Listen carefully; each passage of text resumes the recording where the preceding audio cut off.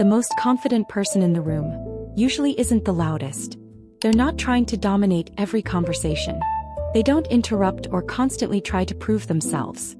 Yet somehow people naturally listen when they speak, respect them without being asked, and remember them long after they've left. So what makes quiet confidence so powerful? Today we're opening the alchemy files. Somewhere along the way, confidence became confused with performance. We were taught that confident people are outgoing, fearless, always speaking, always leading, always being noticed.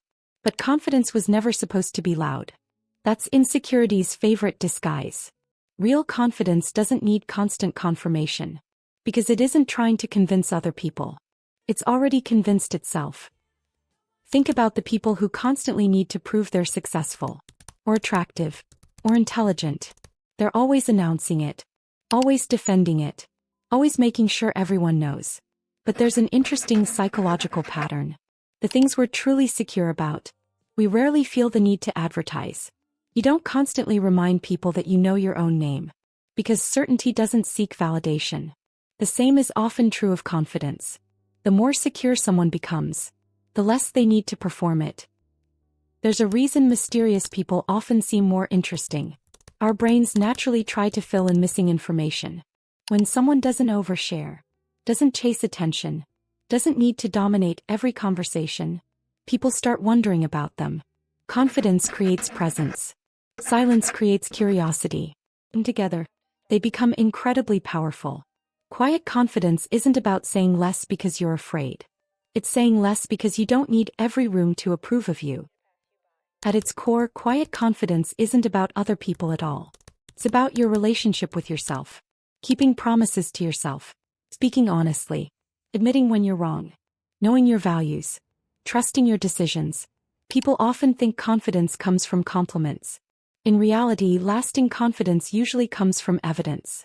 Evidence that you've survived difficult days. Evidence that you've kept showing up. Evidence that you can rely on yourself. Self-trust becomes self-confidence. The people who leave the biggest impression usually aren't trying to be impressive. They're present. They listen. They're comfortable with silence.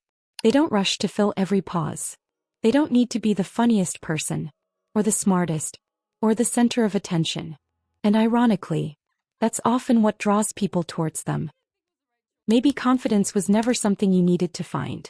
Maybe it was something you built. Every time you kept a promise to yourself. Every time you acted according to your values instead of your fears. Every time you chose authenticity over approval. Quiet confidence isn't the absence of fear. It's the absence of needing everyone else to remove it.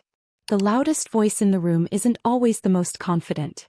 Sometimes, confidence is the person who knows they have nothing to prove. This has been the Alchemy Files. Until next time, stay in the process.